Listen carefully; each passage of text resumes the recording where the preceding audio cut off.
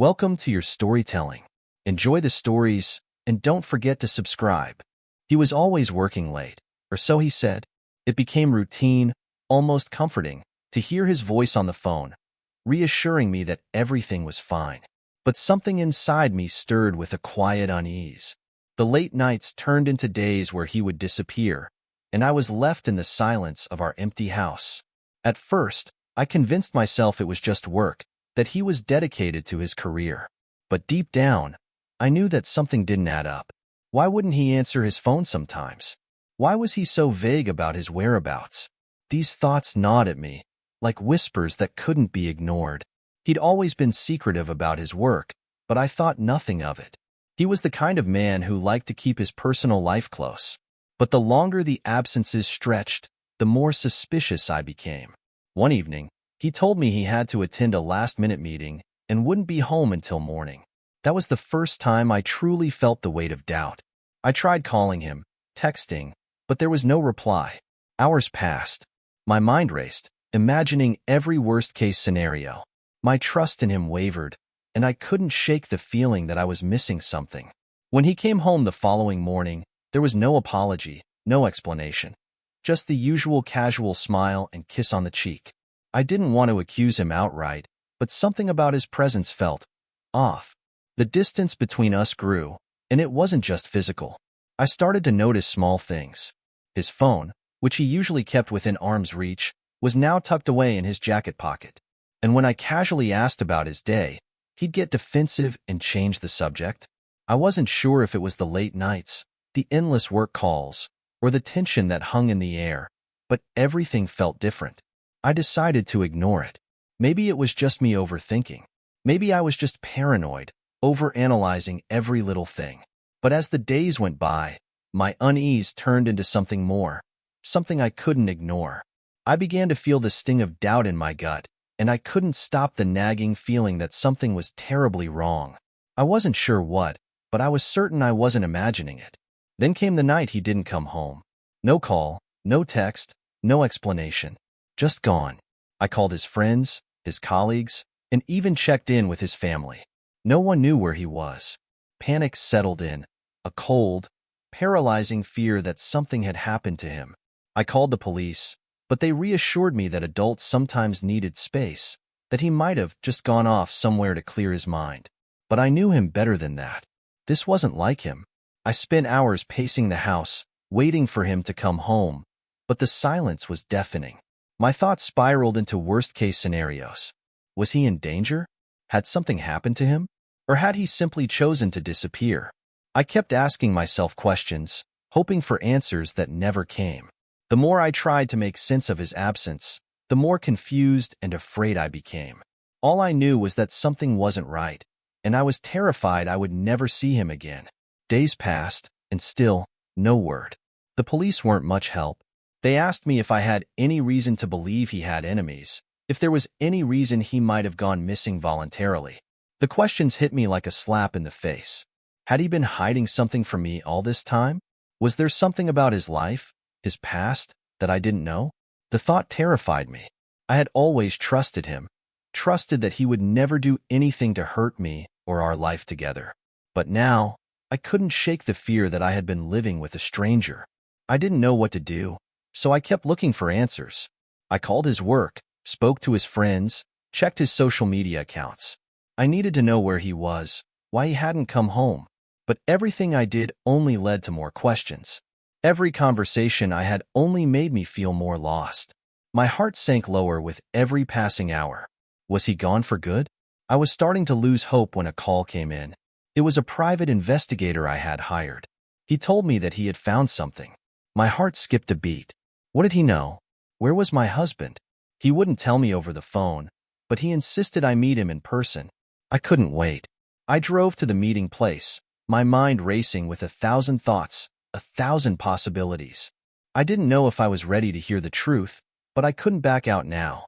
The investigator handed me a folder.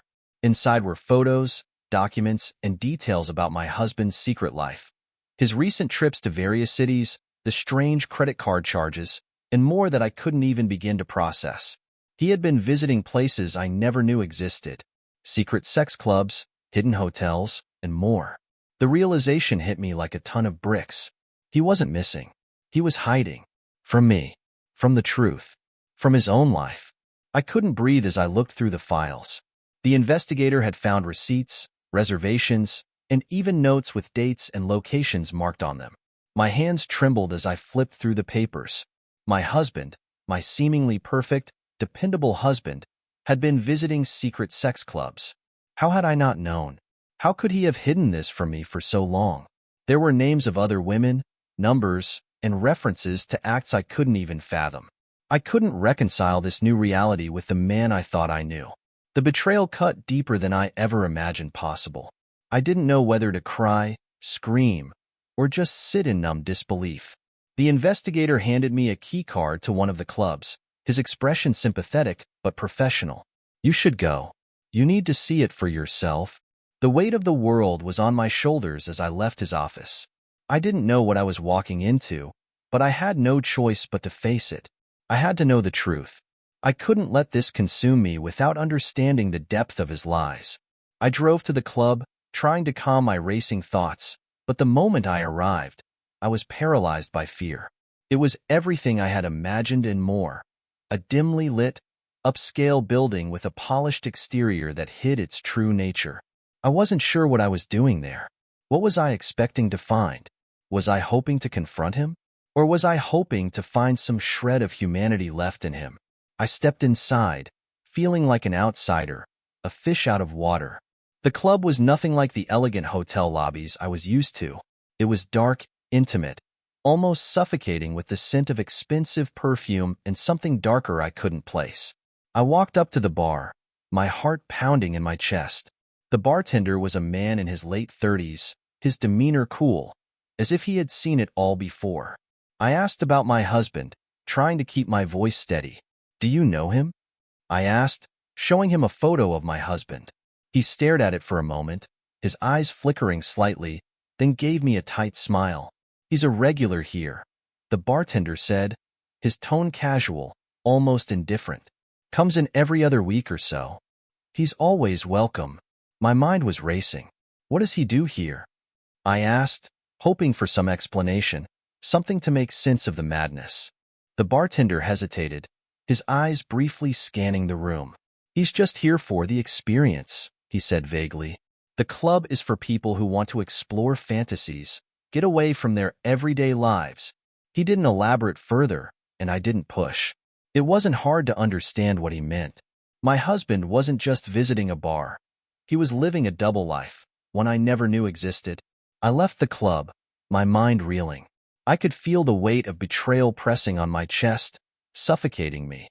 I didn't know what I expected to find, but I sure as hell didn't expect to feel so small and powerless. I had always thought of myself as the woman who could handle anything, who could weather any storm with my head held high. But this was something I couldn't have prepared for. When I got home, I sat in silence, holding the keycard in my hand like a lifeline. The truth was too overwhelming to absorb all at once, but I knew I couldn't avoid it. My husband had been living a secret life, and I had no idea who he really was. I couldn't stop replaying the images of the club, the bartender's casual indifference. Was this what he needed? Was this why he'd been disappearing for days at a time? The questions piled up, and I felt more lost than ever before. I needed answers. I needed to confront him. But how could I? How could I look him in the eyes after everything I had discovered? How could I trust anything he said anymore? I decided to dig deeper. I couldn't let this go. There had to be more I could uncover, more secrets hiding beneath the surface. I started searching through his belongings. I went through his drawers, his old clothes, even his hidden folders on his computer.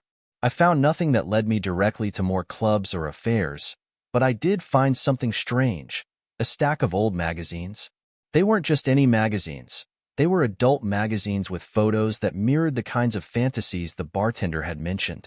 Some of the models looked familiar. I flipped through them, my stomach turning as I realized the depth of his obsession. There were photos from past trips, some of them from places I had never heard of. He had visited exotic locations, spent nights in hotels I knew nothing about. The pages were filled with explicit fantasies, things I had never once thought he would desire. And yet, here they were, in black and white, like a record of his secret life that I had never known existed. I couldn't stop myself from searching further. I called his old friends, asking about his past, about his behavior when we first met. What did they know? Was I the only one who had been kept in the dark? I needed to piece together the fragments of his life. The more I learned, the more questions arose. His friends talked about his charm, his energy, things I never saw in the same light. They spoke of his wild side, of things that had always been a part of him but never made their way into our home. I couldn't help but wonder how much of the man I thought I knew was truly real. Then, a name came up again and again. A woman from his past, someone he had been close to before we met, someone who had a significant influence on him.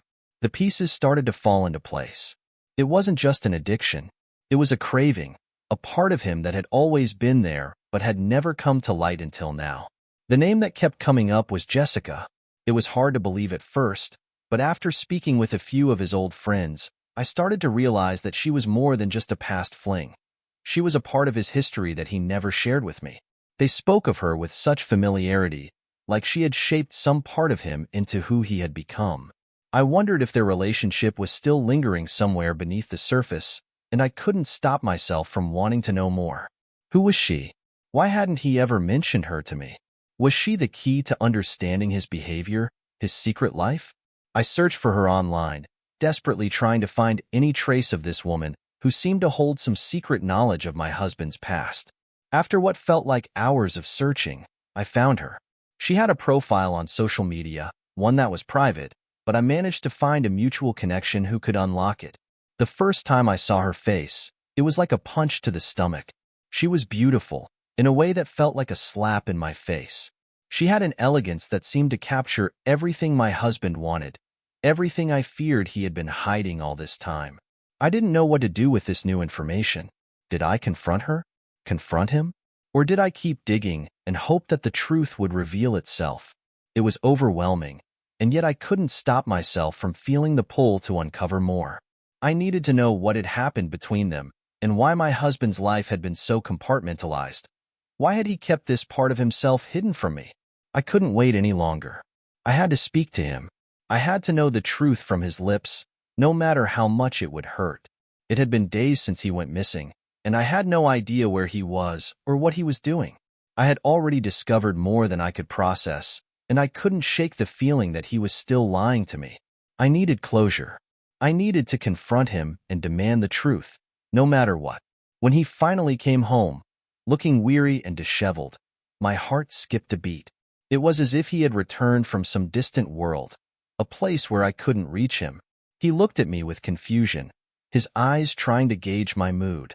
I stood in the doorway, staring at him, a mix of anger, sadness, and fear swirling inside me. "I know about Jessica," I said, my voice trembling but firm. "I know about the clubs. I know everything." His face went pale. His body stiffened. He opened his mouth to speak, but no words came out. The silence between us was suffocating. It was like he knew there was no way to deny it anymore. I had discovered his darkest secret, and now there was no escaping the truth. Finally, after what felt like an eternity, he spoke. "I didn't mean for you to find out this way," he said quietly. "I didn't want you to know about my past, but I never stopped thinking about it. About her. About what I needed." His words stung, cutting through the numbness I had been feeling. I couldn't believe what I was hearing. He had lied to me, deceived me, and now he was admitting that he had kept this hidden part of himself locked away all this time. "I loved you," he said, his voice shaking, but I couldn't stop the pull of what I needed. I couldn't ignore the desires that had been a part of me for so long. The betrayal cut so deep, I could barely breathe. How could he love me and still hide this from me for so long? I didn't know what to say, how to process the pain of everything I had learned. It felt like everything we had built together was crumbling before my eyes. In the days that followed, we barely spoke. There was a heavy silence between us, one that neither of us knew how to break. I couldn't look at him without feeling the weight of his secrets bearing down on me. How had we gotten to this point? How had I allowed myself to ignore the signs for so long? The anger I felt was overwhelming, and yet, so was the hurt. I had always prided myself on being strong, independent, someone who could face anything. But this was different. I didn't know how to move forward. How could I trust him again? How could I ever look at him without seeing the man I thought I knew shattered into pieces? There were moments when I wanted to walk away, to leave him and never look back. But then there were moments when I remembered the good times, the love we had shared, the dreams we had built together. And I wondered, could we move past this? Could we rebuild what had been broken? We tried to talk, but the conversation always turned into an argument. I asked him questions that I wasn't sure I wanted the answers to. I demanded to know everything. How long had he been hiding this part of himself from me? Had there been other women? Other places? How deep did this go? But no matter how many times I asked, it felt like he wasn't truly opening up. It was as if the man I had known was still hiding behind layers of excuses and guilt. I spent hours thinking about what he had said, about the pull of his desires, his addiction to the world he had created in secret. Part of me understood. It wasn't that I wanted to, but I could see how someone could get lost in that world. But another part of me, the part that had trusted him, that had built a life with him, couldn't reconcile the man I thought I knew with the person I had discovered. I tried to talk to friends, to get some perspective, but no one really understood the complexity of what I was feeling. Everyone had their own opinions. Some said I should leave him, others said I should forgive him, but no one could give me the answers I needed. It was a decision I had to make alone. I loved him, but could I love him in the same way? Could I ever look past the lies, the betrayals, and the secrets he had kept from me? I wasn't sure, and the uncertainty of it all felt like a heavy weight on my chest. The life I had known, the one I thought I was building, was crumbling in front of me, and I wasn't sure what would be left when the dust settled. As the days passed, I found myself questioning everything I had believed about my marriage. The doubt crept into my mind at every turn. Could we ever go back to what we were before? Could I ever trust him again after everything he had hidden from me? His words echoed in my mind. I couldn't stop the pull of what I needed. It was as if he had been trying to justify his actions, but to me, nothing felt justifiable. The hardest part was trying to piece together who my husband had become and who he really was. I could still feel the love I had for him deep down, but it was buried under a mountain of betrayal and confusion. I wanted to believe that we could work through this, that our love was strong enough to overcome anything. But I didn't know if it was. I didn't know if he was. One night, I sat in the living room, staring at the walls that had once felt like home, the memories of the life we had shared together. Our first date, our wedding, the quiet evenings watching TV, felt distant, almost like they belonged to someone else. I tried to remind myself of the man I had married, but it was hard to reconcile that person with the stranger who had been living a secret life. I didn't know how much longer I could stay in this limbo, this space between wanting to forgive him and needing to understand what had happened. I thought about the clubs, about the other women, about the way he had been disappearing for days at a time without explanation. How could I have been so blind? How could I have ignored the signs for so long? The guilt I felt was suffocating, and yet, I couldn't stop myself from wanting to know more. In the midst of my confusion, I decided to take a step I hadn't considered before. I reached out to Jessica. It felt like a betrayal in itself, but I needed to know what had happened between them. I needed to understand why she had been such a significant part of my husband's life and how far their relationship had gone. I knew it wouldn't be easy, but I had to hear her side of the story. I found a way to contact her, and when she responded, my heart raced.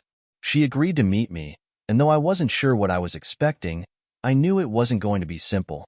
I had no idea if she had any idea I existed, or if she even cared. But in that moment, I had to confront my own fear. I needed answers, and I couldn't get them without facing the truth head-on. When we met, she was calm, almost too calm. She didn't seem shocked to see me. She didn't seem guilty. There was no regret in her eyes. In fact, there was something almost unsettling about her presence. She was poised, collected, as if she had been expecting this moment all along. "So," she said, looking at me with curiosity but no judgment, "you want to know about him? About us?" I nodded, trying to steady my emotions. My voice shook as I asked, "How long has this been going on?" Her gaze softened, and for a moment, I could almost see a flicker of something human behind her polished exterior. Longer than you think, she replied. But it was never about you. It was always about him, his needs, his desires. We didn't hurt you. He did. Her words stung more than I expected. I wanted to argue, to tell her that it wasn't just him. We were the ones hurt. But the truth was, I didn't know what to say anymore. She was right about one thing. My husband had lied to me, had hidden this part of himself from me, and I couldn't even begin to comprehend why. Jessica told me that their connection wasn't just physical, it was emotional too. They had shared secrets, desires, fantasies that he could never open up to me about. She told me she knew him better than anyone else, and while part of me wanted to scream at her, another part of me was desperate to understand. What was it about him that made him feel like he couldn't share this side of himself with me? What was so wrong with me that he had to go elsewhere? I loved him, she said, her voice tinged with sadness. But I knew I could never be the one to keep him. He wasn't meant to be with someone like me. And neither were you, I suppose. Her words stung again, but I didn't know how to respond. I didn't know if I was angry with her, with him, or with myself. But in that moment, I felt like I had finally touched the truth, the ugly, painful truth about the man I thought I knew. He had never truly been mine, not in the way I had hoped. After meeting Jessica, I felt like I was floating in some sort of emotional limbo. I didn't know if I should confront my husband again, if I should tell him everything I had learned. The guilt of it all was eating away at me, but I didn't want to make rash decisions. My emotions were still raw. I still loved him, even though he had betrayed me in ways I couldn't yet fully comprehend. I spent the next few days in silence, just trying to process everything. I tried to talk to him, but the words always seemed to fail me. How could I possibly explain how I felt? How could I explain that my entire world had been turned upside down? Every time I looked at him, I saw the man who had kept so many secrets, the man who had disappeared into this other life I never knew existed. At the same time, a small part of me felt sorry for him. He was trapped in a world of his own making, one that had eventually consumed him. His addiction, his needs, they had taken over his life. And now, here we were, on the brink of losing everything because of it. I wanted to believe that we could work through this, that we could rebuild. But I didn't know if I could ever look at him the same way again. Would I ever be able to trust him? Would he be able to stop? Or was this just who he was now? The silence between us grew more suffocating with each passing day. I couldn't escape the feeling that we were two strangers, living under the same roof but completely disconnected. The small moments of familiarity, his smile when he walked in the door, the way he made coffee in the morning, felt so distant, as though I had never truly known him at all. He was the same man, but everything about him had changed in my eyes. I couldn't stop replaying the conversation with Jessica in my mind. Her words haunted me, especially the part where she said, "He wasn't meant to be with someone like me." And neither were you. Was she right? Was I just a placeholder in his life, someone who didn't fit the mold of what he really needed? As much as I hated to admit it, part of me knew that she wasn't entirely wrong. I wasn't the woman he needed, at least not in the way he had been craving. I had never been the one to fulfill those darker desires of his, and maybe that was why he had kept it hidden for so long. But it didn't make the betrayal hurt any less. He had made a choice, and that choice was to lie to me, to keep me in the dark while he sought fulfillment elsewhere. The more I thought about it, the more I realized that I couldn't keep living in this state of uncertainty. I couldn't keep wondering if he was out there, indulging in his secret life without me. I had to make a decision. Either we confronted everything head-on, or I walked away. One evening, when he came home late again, I didn't wait for him to speak. I was tired of waiting for him to offer the truth. I had to force it out of him, and this time, I wasn't going to let him wiggle his way out of it. "I know what you've been doing," I said, my voice trembling but steady. "I know about the clubs, about the fantasies, about everything." He froze, his face going pale. It was the first time I had seen him look vulnerable, and it made my heart twist. But I couldn't feel sorry for him. Not anymore. "You don't understand," he whispered, his voice barely audible. "I didn't want to hurt you. I needed it. I needed something more, and I couldn't give it to you because I didn't know how. I couldn't believe what I was hearing. Needed it? That was his justification? After everything, that was all he had to say? I wasn't enough for you, I replied, the words tasting bitter on my tongue. I was never enough. He didn't answer. He didn't need to. His silence said everything I needed to hear. The conversation that night didn't lead to any resolution. It was like we had reached a point of no return, where words couldn't undo the damage that had already been done. He apologized again, but the apologies felt hollow. I had heard them too many times before, and at this point, they didn't mean anything to me. I needed space, time to think about everything. But he didn't seem to understand. He wanted to fix things, to make everything go back to the way it was, but I couldn't go back. I couldn't pretend like everything was fine when I knew it wasn't. Days turned into weeks, and still, nothing changed. He tried to be more present, tried to show me that he was committed to making things work, but I couldn't shake the feeling that something had been irreparably broken. I wasn't sure if it was my trust in him or my belief in us, but it felt like the foundation of our relationship had been shattered, and there was no way to put it back together. I started to focus more on myself, on healing, on finding some peace in the chaos of my emotions.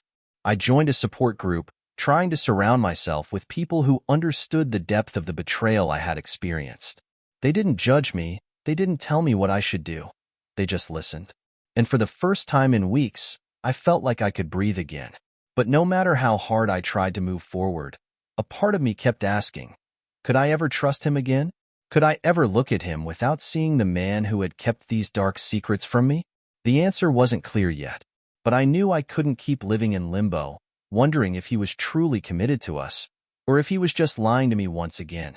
I had tried to stay calm, to process my emotions in a healthy way, but every time he came home, the knot in my stomach tightened.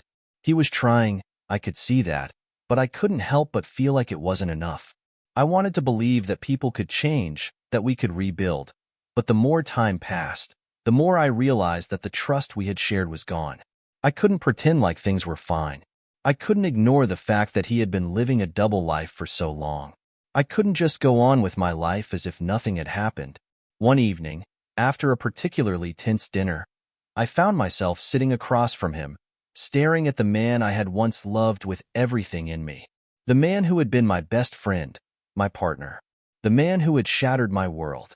I don't know if I can do this anymore, I said, my voice barely above a whisper. He looked at me, his face a mix of confusion and desperation. What do you mean? I mean, I can't keep pretending. I can't keep living in a marriage where I feel like I'm constantly on edge. I need more than this. I need honesty. I need trust. And I'm not sure you can give that to me anymore. His face fell, but he didn't say anything. He didn't need to. The silence between us said it all. I stood up, my heart heavy but resolute. I think it's time we take a break. I need time to figure out what I really want. And I need to know if you're really ready to face the truth. The days after I told him we needed a break were the longest of my life. Every moment felt like an eternity, a slow unraveling of a life I thought I understood. I couldn't escape the constant question in my mind. Was it too late? Was this the end of everything we had built together? I spent most of my time alone, reflecting on the decisions I had made and what the future might look like without him. The weight of my emotions was overwhelming. I still loved him, but that love had been tainted by the years of deceit. I could no longer ignore the fact that my husband had chosen a secret life over the honesty and transparency we had promised each other. I wasn't sure what I was looking for during this time apart. I wasn't sure if I wanted him to fight for me, to show me that he could be the man I thought I had married, or if I was just trying to come to terms with the reality that everything had changed. But I couldn't escape the memory of the day I had confronted him. The look on his face, the mixture of guilt, fear, and remorse, stayed with me. He had admitted to his addiction, but did he truly understand the damage he had caused? Could he even comprehend the depth of the betrayal? Or was he simply apologizing because he knew he had been caught? I spent hours thinking about Jessica and their relationship. Was it just about the sex for him? Or was there something more? Was she someone he had truly cared for? Or was she just another part of his fantasy world? I didn't know the answers to those questions, and honestly, I wasn't sure if I ever would. What I did know was that I couldn't continue living in a state of constant uncertainty. I needed to find some peace, one way or another. I met with a therapist during this time. I had reached a point where I realized I couldn't navigate this alone anymore. The emotions I was dealing with, anger, hurt, confusion, were too much for me to handle without help. I needed someone to guide me through this process of healing, to help me make sense of everything that had happened. The first few sessions were difficult. I wasn't sure how to talk about it, how to explain the pain I was feeling without sounding like I was overreacting. But the therapist made me feel heard, and that made all the difference. She didn't judge me for my feelings, even when they seemed messy and contradictory. In one session, I finally found the courage to ask the question that had been haunting me for weeks. Do I still love him? After everything? The therapist paused before answering. Love isn't a light switch, she said. It's not something that can just be turned off. But love can change. It can evolve. It can become something different than what you thought it was. Her words stuck with me. I had been so focused on trying to restore the love I once had, but maybe that love wasn't meant to be the same. Maybe the love I had now was something new, something that had to be built on a foundation of trust and honesty. But was that possible? Could I rebuild my relationship with him, or was it beyond repair? A few weeks passed, and we continued to live separately, both trying to process the fallout from everything that had happened. I kept thinking about the moments when he had seemed like the perfect husband, the way he made me laugh, how he supported me in everything I did. But now, those memories felt like a distant dream, one that I was afraid to wake up from because the reality was too painful. One evening, he called. His voice was hesitant, almost unsure of what to say. Can we talk? He asked. I didn't know what to expect, but I agreed. We met at a coffee shop, sitting across from each other like strangers, yet there was a tension between us that I couldn't ignore. He looked different. His eyes were tired, filled with something I couldn't quite place. I've been thinking, he started, his voice shaky. I know I've made mistakes, and I can't take them back. But I'm willing to do whatever it takes to make things right. I wanted to believe him. I really did. But every word he spoke felt like a plea for forgiveness, not a genuine expression of regret. He had spent so long hiding who he really was that now, when it was time to face the consequences, I wasn't sure if I could believe him. I don't know if you can fix this, I said, my voice thick with emotion. I don't know if you can fix us. I don't know if I can ever trust you again. He looked down, his face filled with shame. I don't expect you to forgive me right away. I just want you to know that I'm here. I'm here and I'm trying. I felt a flicker of hope in my chest, but it was fleeting. It wasn't enough, not yet. The following days were filled with uncertainty. He continued to show up, continued to try to prove that he was serious about changing. But it felt like I was being asked to make a decision that I wasn't ready to make. I knew I couldn't stay in this limbo forever. I couldn't keep living in the gray area between wanting to forgive him and being terrified of what would happen if I did. I couldn't keep pretending that things were fine when they weren't. One night, I decided to give him an ultimatum. I knew I had to take control of my own future, no matter how painful it was. I can't keep doing this, I told him. Either we work on this, really work on it, together, or we end it. I can't keep living in the past. I need to know if you're willing to change, truly change, or if you're just trying to go back to the way things were. He looked at me, his face conflicted. I could see the battle in his eyes, the struggle between his desire for me and his fear of facing the truth of his actions. I'll do whatever it takes, he finally said. But would it be enough? Would anything be enough to rebuild what we had lost? The decision weighed heavily on my mind. Every conversation, every interaction with him, felt like it was leading to something irreversible. I was stuck in a place of wanting to believe that things could get better, but also doubting if I was making a mistake. The truth was, I wasn't sure if we could ever truly rebuild the trust we had lost.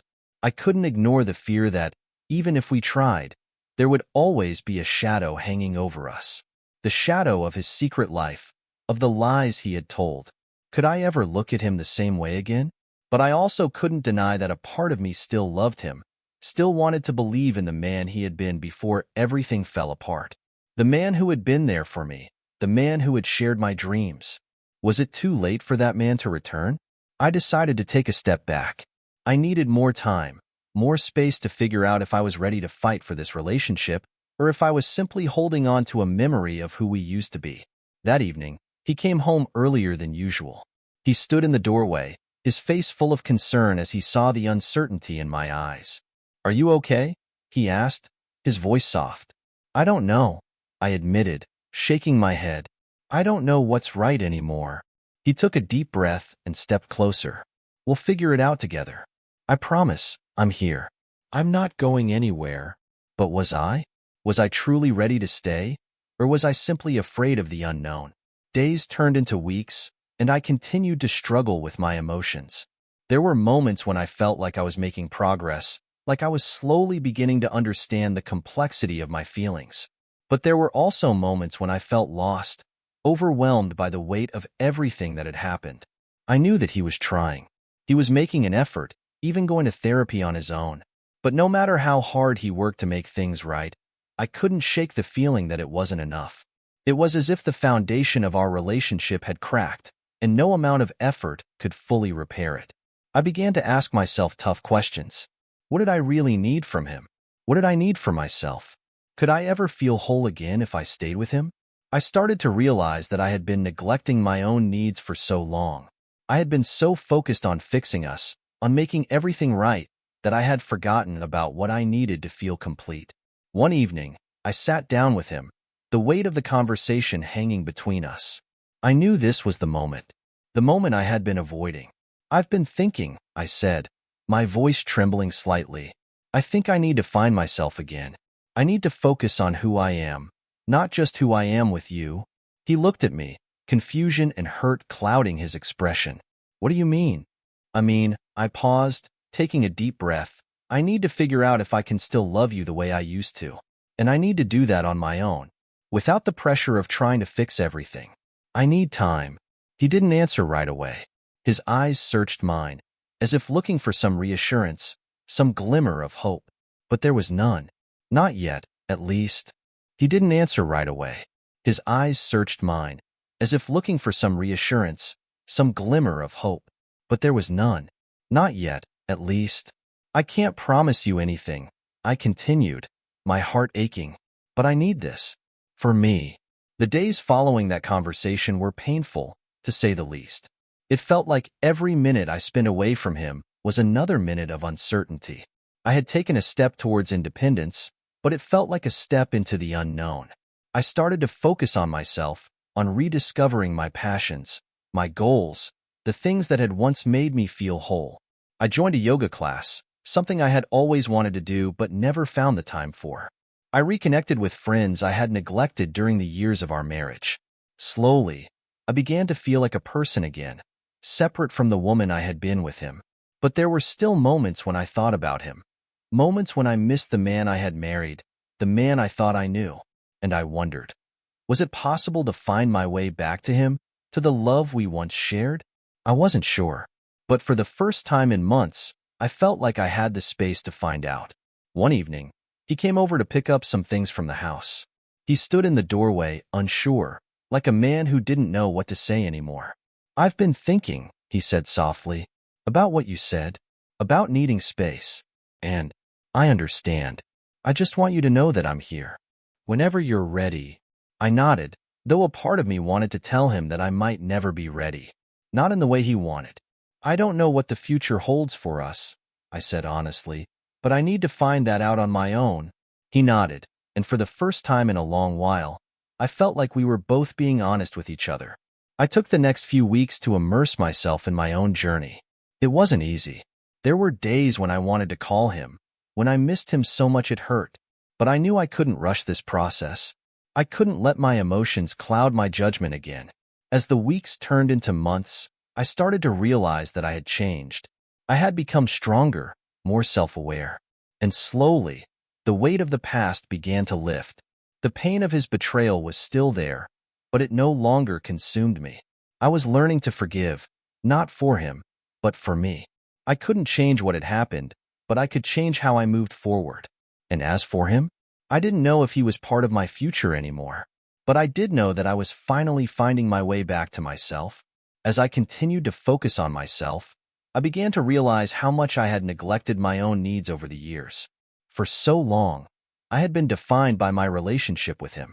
My identity was intertwined with being his wife, supporting him through everything.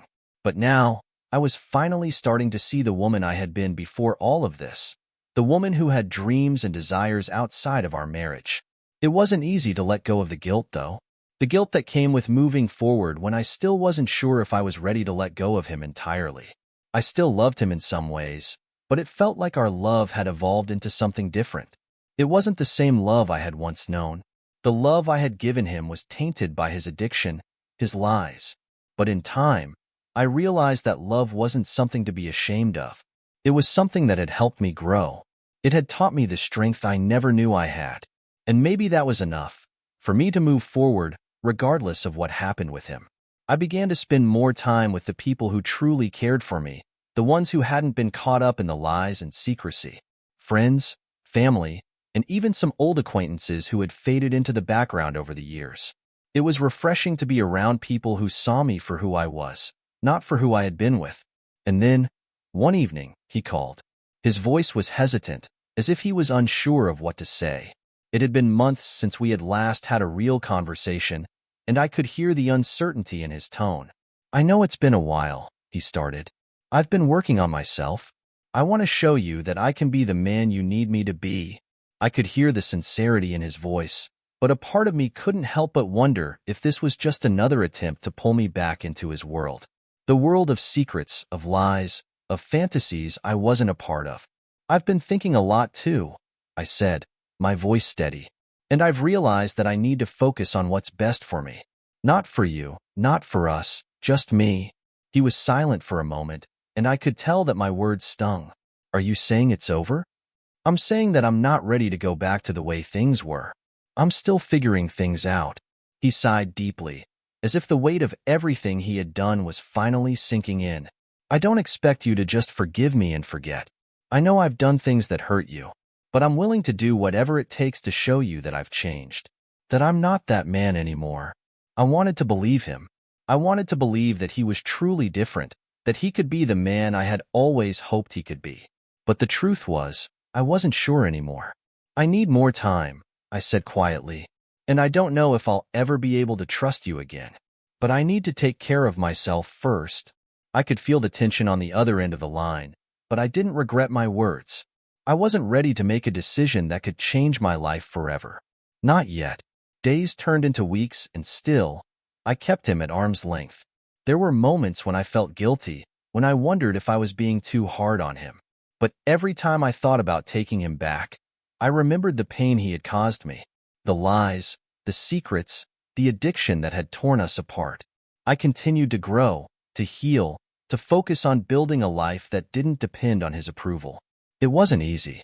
There were days when I missed him terribly, when the loneliness crept in and I longed for the life we had once shared.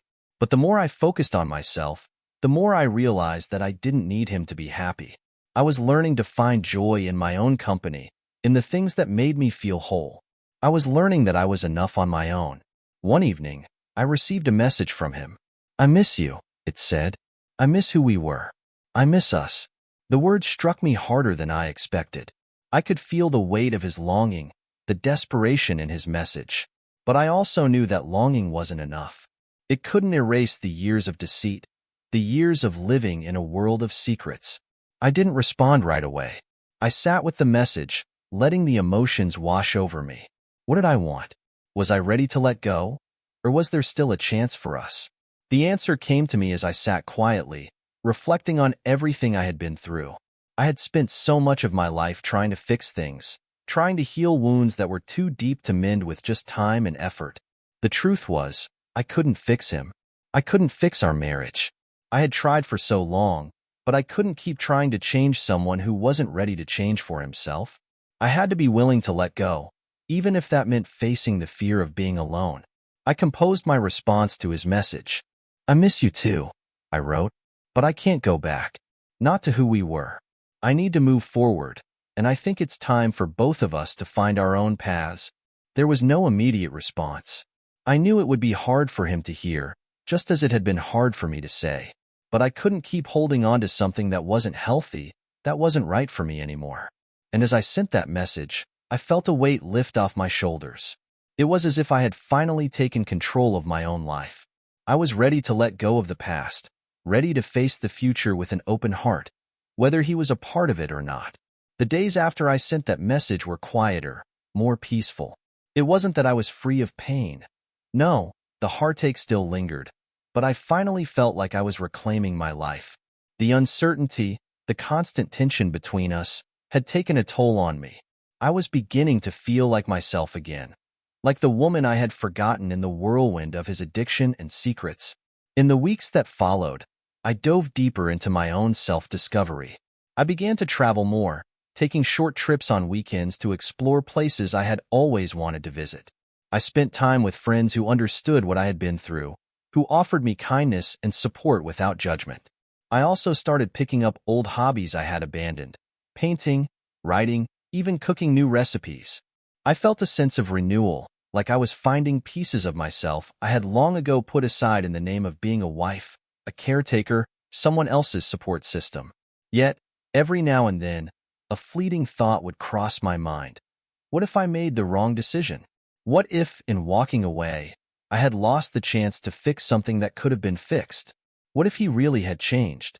What if there was still hope for us? But each time that thought came, I reminded myself of the truth. I had already given everything I could, and I needed to learn how to live for me, not for him. I wasn't ready to look back. I couldn't. One afternoon, as I walked along the beach, I found myself lost in thought. The sound of the waves crashing against the shore was soothing, and for a moment, I allowed myself to just breathe. The breeze tugged at my hair, and I closed my eyes, feeling the sun warm my face. For the first time in a long while, I felt at peace. But then, my phone buzzed in my bag. I took it out, half expecting it to be another message from him. It was. "Can we talk?"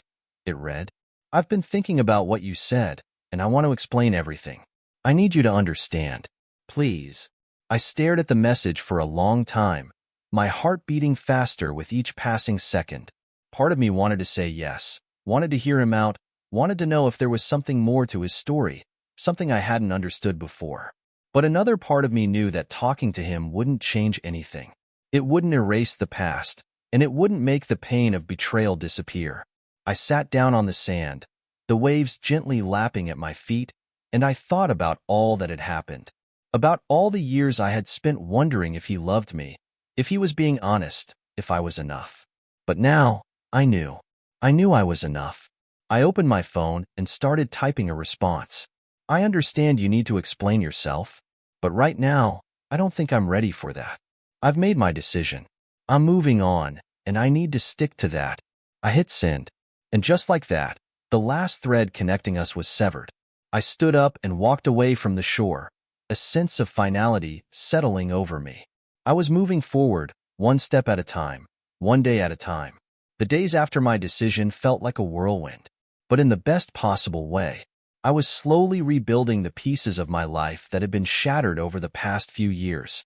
There were moments of doubt, moments when I wondered if I had done the right thing, but in the end, I knew I was making the choice that was best for me. I continued to focus on my own healing, seeing a therapist to work through the emotional scars left by my marriage, spending time doing the things I loved, and rediscovering parts of myself I hadn't realized I'd lost. And then, out of nowhere, I received a letter in the mail. It was from him. It was a simple note, with no return address, just his handwriting. I opened it carefully, feeling the weight of his words as I read. "I don't expect forgiveness. I don't expect us to ever be what we were. But I want you to know that I am truly sorry. I hope one day you can find peace, with or without me." The words hit me harder than I expected. I didn't know what I had expected from him, but this letter felt like the closure I had needed. He wasn't asking me to take him back. He wasn't trying to convince me that everything could be fixed. He was simply offering an apology, a final attempt to make amends. I sat down with the letter in my hands, letting the weight of the moment sink in. I didn't need to respond. I didn't need to say anything. The letter was enough. And for the first time in a long while, I felt free. Months passed, and the pain of the past began to fade. replaced with a sense of hope. I was moving forward, but I wasn't doing it alone. My friends and family had been my support system, my pillars through this journey, and they celebrated every small victory with me. I wasn't looking for love anymore. I wasn't looking for anything or anyone to fill the empty space that had once been occupied by him. Instead, I was filling that space with my own joy, my own accomplishments, and my own peace. One evening, I sat in my favorite cafe, sipping coffee and watching the world go by. I smiled to myself, realizing that I had come so far. And then, my phone buzzed again. This time, it wasn't from him. It was from a number I didn't recognize. The message read, "I know what you've been through, and I just wanted to say that I'm here if you ever need someone to talk to." It wasn't an apology. It wasn't a plea to reconnect, but it was a reminder that I wasn't alone. And that, I realized, was all I really needed. As time went on, I found myself settling into a new rhythm. The quiet moments that once felt so overwhelming were now a source of comfort. I had learned how to be okay with being by myself, to take joy in my own company, to stop waiting for someone else to validate me. It was liberating, really, to realize that I didn't need to be in a relationship to feel whole. I had finally found peace, and for the first time in years, I was living life on my terms. I was able to travel, take up new hobbies, and even rekindle old friendships that had slipped through the cracks during the turmoil of my marriage. There was still that lingering part of me that wondered about him, what he was doing, whether he was truly changing, or if he was still lost in his addiction. But I stopped obsessing over it. I no longer had control over his actions, and I had no interest in trying to fix him anymore. He had to do that for himself. And then, one day, I bumped into someone unexpectedly. It was at a small bookstore in the city, a place I often visited to clear my mind. I had just finished browsing through the new arrivals when I turned a corner and nearly collided with a man holding a stack of books. I quickly apologized, and when I looked up to meet his gaze, I froze. It was him. For a moment, time seemed to stand still. My heart skipped a beat, and I felt a rush of emotions flood over me. It had been months since we had last spoken, and here he was, standing right in front of me, as though nothing had changed. But something had changed. I had changed. He looked different, too. His eyes held a certain sadness, a weariness that spoke of the struggles he had endured. But there was also something else, a sense of responsibility, as if he was finally coming to terms with the consequences of his actions. He set the books down and gave me a hesitant smile. "I didn't expect to see you here." I smiled back, but it wasn't the smile I used to give him, the one full of hope and love. This one was more neutral, calm, even distant. "I come here often," I replied. There was a long pause. Neither of us seemed to know what to say next. The silence between us felt heavy, but not uncomfortable. It was as if we were both acknowledging the distance that had grown between us, the space that couldn't be filled by words. "I'm glad you're doing okay," he said finally, breaking the silence. I nodded, feeling a strange sense of closure. "I'm doing well," I replied. "I'm okay." We both stood there for a moment longer, neither of us making a move to leave, but not quite knowing how to bridge the gap that had formed between us. Then, as if on some unspoken agreement, he spoke again. "I've been working on myself. I know it's not enough, and I don't expect anything from you," he said, his voice soft. "But I just wanted you to know that I'm trying." I felt a wave of emotion rise within me, but I held it in check. It was nice to hear him say the words, but I knew they didn't change anything.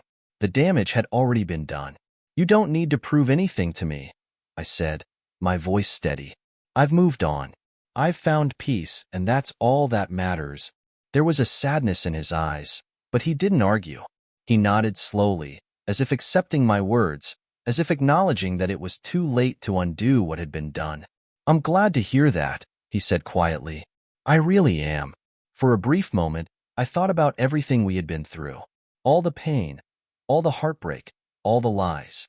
But in the end, I realized that I was no longer that woman who had clung to the hope that things could be fixed. I was stronger now, and that strength wasn't something he could take away. "I hope you find what you're looking for," I said, my voice gentle but firm. And with that, I turned and walked away. It wasn't the dramatic reunion I had once imagined. There were no tears, no impassioned pleas, no grand gestures of reconciliation. There was just a simple acknowledgement of the past, a brief encounter that ended as quickly as it began. But as I walked away from the bookstore, I felt a sense of finality wash over me. I had closed that chapter of my life, and it felt right. The old me, the one who had been so lost in the shadows of his addiction, was gone. The new me, the woman who had learned to heal, to forgive, to move forward, was here. And I was proud of her. The next few months passed with an ease I hadn't expected. I focused even more on my personal growth, diving into projects I had always dreamed of doing. I enrolled in a painting class, something I had always wanted to learn but had put off for years. I started writing again, filling pages with stories of my own experiences and reflections. I didn't need anyone to validate me anymore. I had learned to find strength in myself, to build a life that was fulfilling without relying on anyone else's approval. And one day, as I sat on my balcony, sipping my tea and watching the sunset, I realized something important. I wasn't just surviving anymore. I was thriving. And that, I realized, was the most beautiful thing of all. The months flew by, and with each passing day, I grew more confident in the woman I was becoming. There were days when the sadness still crept in, the memories of the life I had once hoped for, but I no longer allowed them to control me. I had my own life now, one that was mine to shape, mine to enjoy. I made new friends, people who saw me for who I was now, not for the woman I had been in that toxic relationship. It felt like a breath of fresh air, to have people around me who encouraged my growth instead of stifling it. They didn't ask about him, and that was a relief. I didn't need to talk about him anymore. I didn't need to explain. My friends were a source of joy. We would meet up on weekends for brunch, or take spontaneous road trips, and every adventure felt like a new chapter. It was a reminder that life could be full of surprises, good surprises, the kind that made you feel alive again. But still, in the quiet moments, I sometimes found myself thinking about him, wondering what had become of him after we parted ways.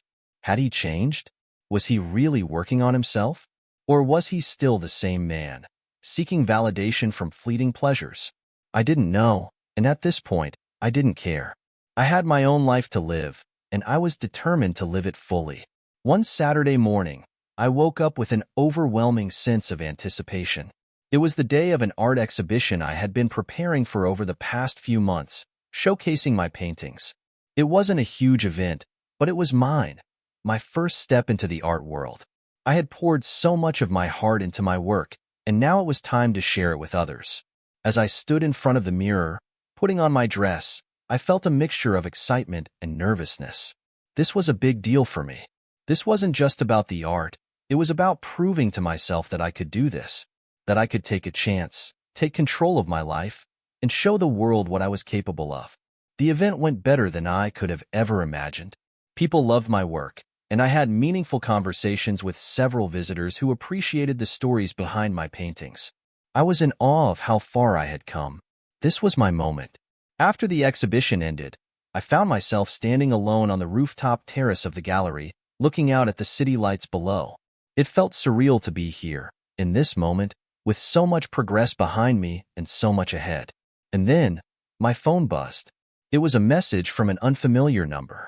"Hi, it's me. I know you probably don't want to hear from me, but I just wanted to say I'm proud of you. I've been following your progress, and I can see how much you've changed. I hope you're happy." I was meeting people who valued me for who I was, not for who I used to be. I was attracting new opportunities, and with each one, I grew more confident. But most importantly, I had learned to trust myself. I had learned that I was enough, just as I was. One evening, after a long day of painting, I sat on my balcony, sipping my tea as I watched the sunset. It was a quiet moment, one I had learned to treasure.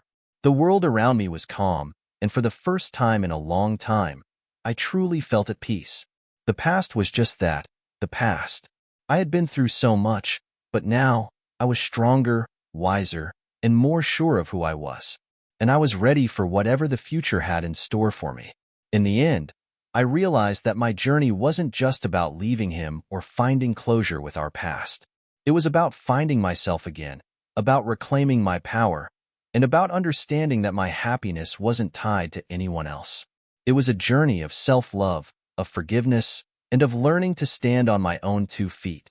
As I looked out at the city skyline that night, I thought about everything I had overcome, and I couldn't help but smile. I was finally free. Free to live the life I deserved.